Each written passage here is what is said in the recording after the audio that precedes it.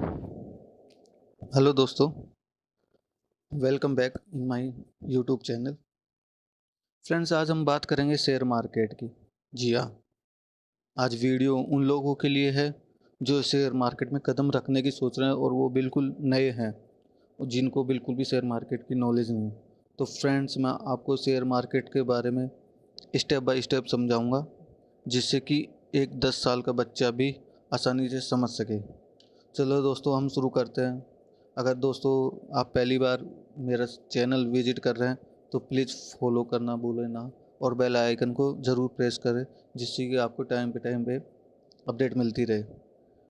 Friends, share market एक ऐसा platform है जहाँ पे पब्लिक और कंपनियाँ शेयरों का बिजनेस करती हैं, सेल और बाय करती हैं। दोस्तों, अगर आप एक कंपनी के शेयर खरीदते हैं तो आप उस कंपनी के आंशिक या एक छोटे ओनर बन जाते हैं। अब आपको माइंड में ये आ रहा होगा कि कोई भी कंपनी शेयर मार्केट में क्यों आती है ना? तो चलो पहले हम इस पे ही डिस्कस करते हैं। दोस्तों, पूरी नॉलेज लेनी है तो इसको स्किप कर के मत देखना, नहीं तो आपको कुछ भी समझ नहीं आएगा। चलो स्टार्ट करते हैं। मान लो आपने एक रेस्टोरेंट खोला है अपनी सिटी में, और कुछ समय बाद में अब वो अच्छा चलने लगा है, आपका बिजनेस अच्छा चलने लगा है, आपकी अच्छी खासी इनकम हो रही है। अब आपको लग रहा है कि मेरे को मेरा बिजनेस एक्सपेंड करना चाहिए, अब अदर सिटी में भी और ब्रांच खोलनी चाहिए। आप अदर सिटी में आपका बिजनेस ले जाना चाहते हैं, तो अब आपको उसके लिए क्या होगा? पैसा चाहिए होगा, इन्वेस्टमेंट चाहिए होगा। तो अब आपके पास पैसा नहीं है तो आप लोन लेने के लिए बैंक के पास जाते हैं। तो बैंक बोलता है कि मैं 10% पे दूंगा, 12% पे दूंगा। तो फिर आप आपकी कैलकुलेशन लगाते हैं कि इतना भारी इंटरेस्ट रेट पे तो मेरे कुछ भी प्रॉफिट नहीं होगा, तो फिर आप पीछे हट जाते हैं। तो दोस्तों, उस पोजीशन में आपको एंजल इन्वेस्टर की हेल्प लेनी होगी। जी हाँ दोस्तों, एंजल इन्वेस्टर। एंजल इन्वेस्टर क्या होता है? एक हाई नेट प्रो वर्थ वाला एक या तो फर्म होगी या एक आदमी होगा जो कि आपको इन्वेस्टमेंट देगा, और उसके लिए बदले में दोस्तों आपको पैसा भी नहीं चुकाना है। जी हाँ दोस्तों, पैसा भी नहीं चुकाना है, लेकिन उसके लिए वो आपसे क्या लेगा? आपकी कंपनी में इक्विटी माँगेगा, हिस्सेदारी माँगेगा, 5%, 10%, 15%, जो भी आप दोनों की सहमति बनेगी। इस तरह से वो भी आपकी कंपनी में कुछ परसेंट का मालिक बन जाएगा। अब आपने पैसा ले लिया उससे दोस्तों, बिज़नेस में लगाया आपने, अब आपका बिज़नेस रन करने लगा। हाँ, अब अच्छी ग्रोथ हो रही है और पैसा काम आ रहा है। अब आपको लगने लगा कुछ टाइम बाद में कि मुझे तो और भी एक्सपेंड करना बिज़नेस को, अदर स्टेट में भी ले जाना और ब्रांचें खोलनी है। तो अब इस कंडीशन में क्या होगा कि फिर से आपको हैवी इन्वेस्टमेंट चाहिए, अब की बार और ज़्यादा हैवी चाहिए। तो अब क्या होगा कि एंजल इन्वेस्टर आपकी हेल्प नहीं कर पाएंगे, क्योंकि ये जो इन्वेस्टमेंट लगेगा उनके लिमिट से बाहर होगा। जी हाँ दोस्तों, ये उनकी लिमिट से बाहर होगा। तो अब क्या होगा ना, आपको वेंचर कैपिटलिस्ट ढूंढने होंगे। जी हाँ, इसके लिए वो फिर से वो आपकी कंपनी में कुछ हिस्सेदारी लेंगे, आपको पैसा नहीं चुकाना होगा। तो आप उनसे पैसा ले लिया। अब कुछ समय बाद में आपका कंपनी बिजनेस अच्छा चलने लगा, और अब आपको लग रहा है कि मैं तो इसको इंटरनेशनल लेवल पे ले जाना चाहता हूँ। तो अब दोस्तों, फिर से आपको क्या चाहिए होगा कि भारी इन्वेस्टमेंट चाहिए। अब आप बैंक के पास भी नहीं जा सकते, वेंचर कैपिटलिस्ट की भी लिमिट नहीं से बाहर हो गए। अब आप वो भी आपको लोन नहीं दे सकते, क्योंकि इतना इन्वेस्टमेंट वो भी नहीं कर सकते। तो उस दशा में क्या होगा दोस्तों, आपको है ना पब्लिक के पास जाना होगा। जी हाँ, पब्लिक से ही पैसा मांगना होगा। अब वो पब्लिक से पैसा कैसे मांगेंगे? तो उसके लिए क्या होता है, एक कंपनी को आईपीओ लाना होगा, इनिशियल पब्लिक ऑफरिंग। उसके लिए कंपनी को स्टॉक एक्सचेंज में रजिस्टर होगा, करना होगा ना। वो आपसे तो डायरेक्ट पैसे मांगने आ नहीं सकती कंपनी, तो उसको स्टॉक एक्सचेंज में रजिस्टर होना होगा और आईपीओ के लिए अप्लाई करना होगा। अब दोस्तों क्या होगा कि आईपीओ में कंपनी पब्लिक को शेयर सेल करने का ऑप्शन देती है, जिससे कि हम लोग पैसा लगा के उससे शेयर खरीदते हैं, जिससे कंपनियां फंड जुटाती है। अब यहाँ पे दोस्तों क्या है कि कंपनी अपने हिसाब से शेयर की वैल्यू भी फिक्स करती है। एक शेयर की रेट 500 ₹100, ₹50, ₹10, ₹20, ₹1000, 1500, 2000 कुछ भी लगा सकते हैं। लेकिन दोस्तों ज़्यादा भी नहीं लगा सकते, क्योंकि फिर अगर कोई इन्वेस्टर पैसा लगा के शेयर खरीदने नहीं आएगा तो उसको फिर दिक्कत हो जाएगी। तो वो भी एक ऑडिट टीम के अनुसार उनको एक रेट फिक्स होती है। उसके लिए क्या होता है कि एक आईपीओ लाने से पहले कंपनी को एक लंबे प्रोसेस से गुजरना होता है।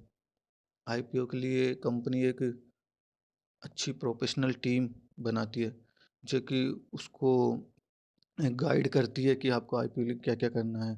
उसमें एक अच्छे खासे बड़े-बड़े लॉयर्स होते हैं, इन्वेस्टमेंट बैंकर भी चाहिए होता है, अकाउंटेंट्स होते हैं, अंडरराइटर्स की एक प्रोफेशनल टीम होती है दोस्तों, जो कि उसको आईपीओ के लिए गाइड करती है, लीगल एंड रेगुलेटरी कंप्लायंस के लिए। वो आपकी कंपनी की फाइनेंशियल ऑडिट भी करेंगे। फाइनेंशियल ऑडिट करके आपको बताएँगे कि आप शेयर की वैल्यू इतनी रेट तक आप फिक्स कर सकते हैं। तो इस तरीके से दोस्तों आईपीओ आता है। दोस्तों आईपीओ आने के बाद में आप सेल और परचेज कर सकते हैं, लेकिन उसके लिए क्या करना होगा, आपको एक डीमैट अकाउंट खोलना होता है। क्योंकि अब ऐसा तो नहीं है कि आप डायरेक्ट शेयर कर लिए, उसके लिए दोस्तों पहले आपको डीमैट अकाउंट खोलना होता है।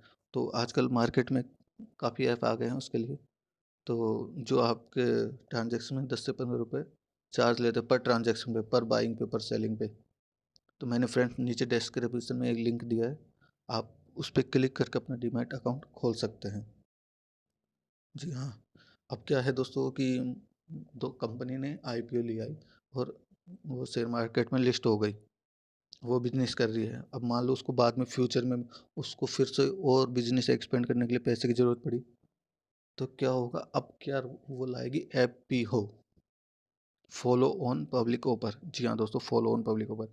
अब इस दशा में क्या होगा कि कंपनी अब रेट फिक्स नहीं कर सकती अपने हिसाब से।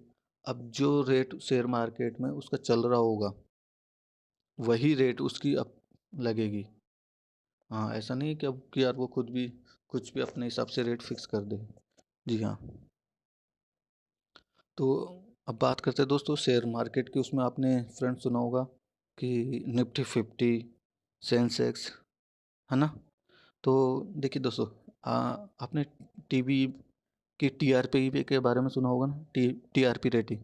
तो उसके लिए क्या करते हैं टीआरपी रेटिंग फिक्स करने के लिए कि कुछ शहरों में कुछ टीवियों पे डिवाइस लगाए जाते हैं ट्रैक करने के लिए, जिससे ये ट्रैक किया जाता है कि कौन क्या देख रहा है, कौन सा सीरियल देख रहा है।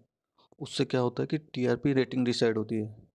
दोस्तों वो टीआरपी वो डिवाइस पूरी टीवियों पे तो लगाई नहीं जा सकती, कुछ टीवियों पे कुछ शहरों में लगाए जाते हैं, जिस उसी के बेस पे वो टीआरपी रेटिंग बनाते हैं।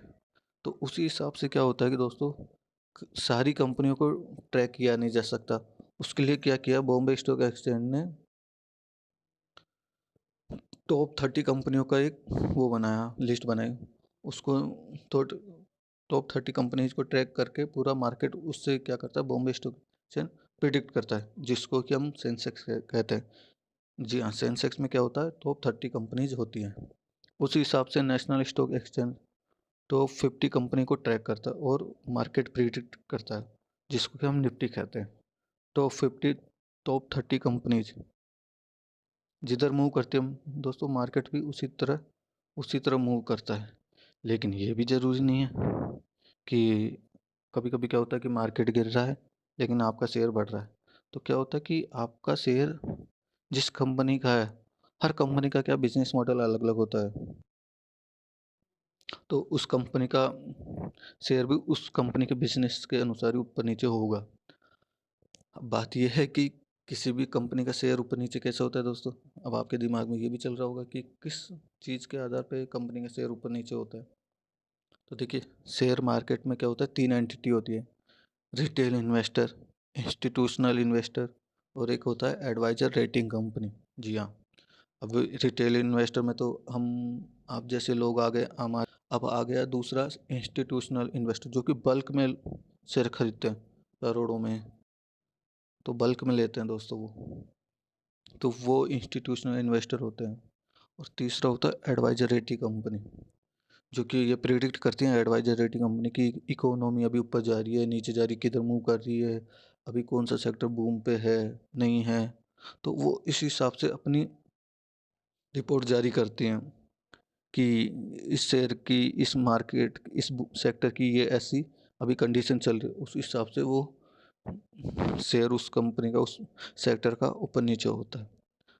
अब क्या होता है दोस्तों कि कुछ एडवाइजर रेटिंग कंपनी फर्जी भी होती हैं। आपको अगर इन्वेस्ट करना है तो आपको रिलायबल एडवाइजर कंपनी पर टेस्ट करना होगा, उसी हिसाब से आपको इन्वेस्ट करना होगा।